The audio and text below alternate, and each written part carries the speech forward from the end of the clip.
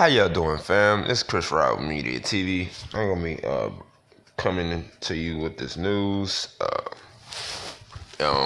It's out of the country.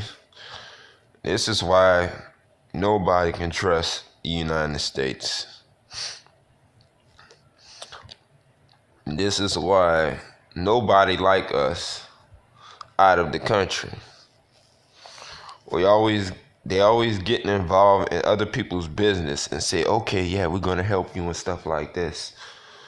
But America is one big fucking hoe. Is an instigator.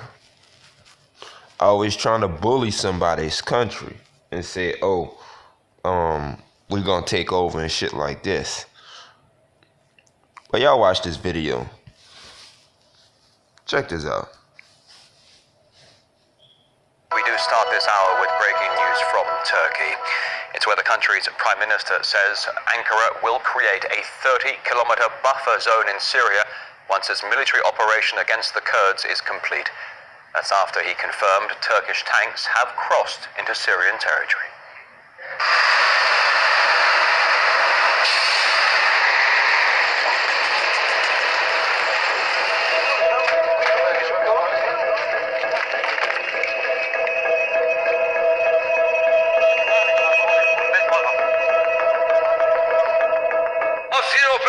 The Afrin operation has de facto been started on the ground.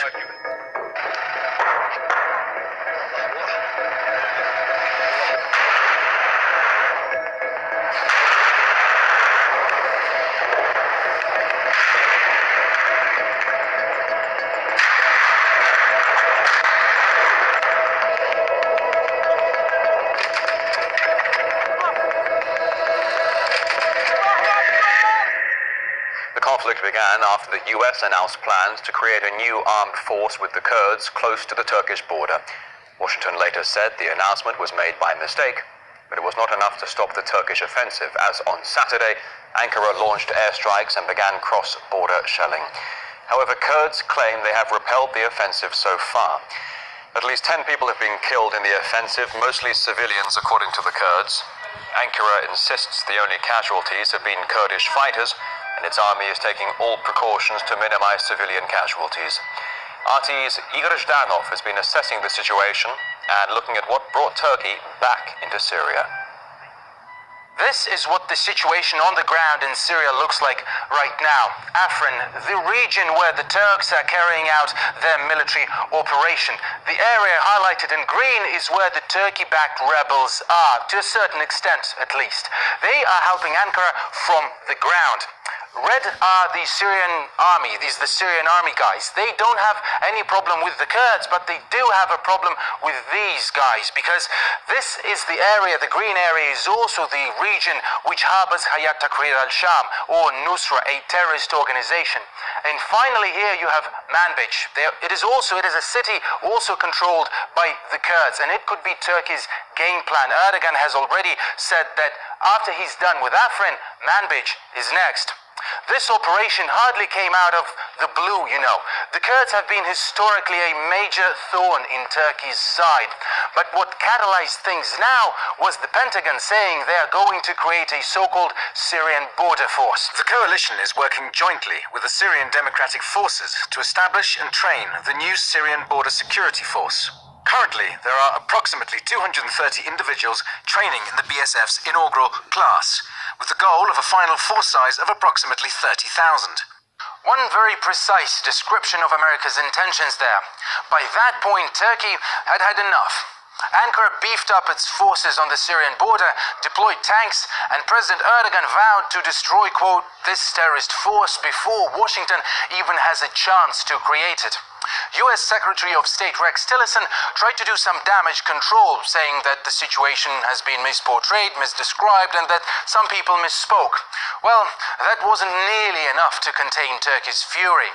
Ankara has been keeping the United States in the loop about the operation against Washington's supposed ally.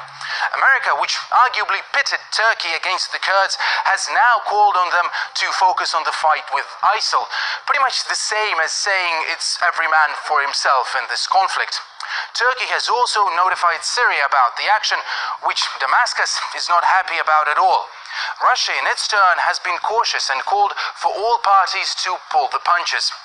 The main reason behind the developing crisis in this part of Syria is the provocative steps taken by the United States, which were aimed at isolating areas with predominantly Kurdish populations. Uncontrolled deliveries by the Pentagon of modern weapons to pro-American formations in northern Syria contributed to the rapid escalation of tension in the region and led to a special operation by Turkish troops.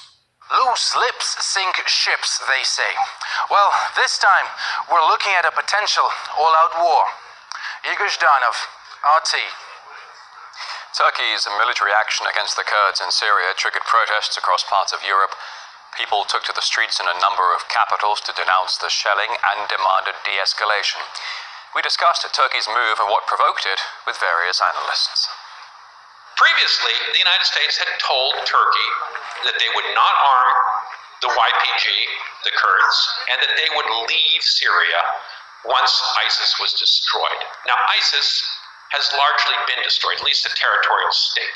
They do not have to stay and arm and train a Kurdish-dominated security force. And that change in American foreign policy is what has really driven Turkey to this, taking this step.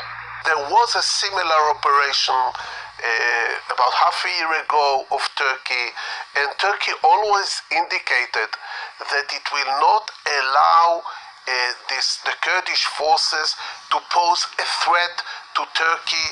So I think the fact that the United States announced this special force was a trigger, but it didn't really change the situation.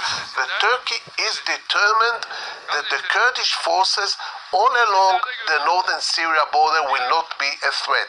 It's amazing that the US has, in the past week, managed to completely betray both its rival allies in this conflict. First, the total betrayal of Turkey announcing this border security force made up primarily of Kurds without any consultation with Turkey. And then, as soon as Turkey make an issue of it, immediately drop the Kurds altogether and say, oh, we're nothing to do with them, and basically give Turkey a free hand to slaughter them. Okay, fam. So, like I said, this is one of the reasons why nobody like the United States, because you have the United States trying to play on both sides, and then when Turkey they make notice of it nationwide, and then that's when they drop the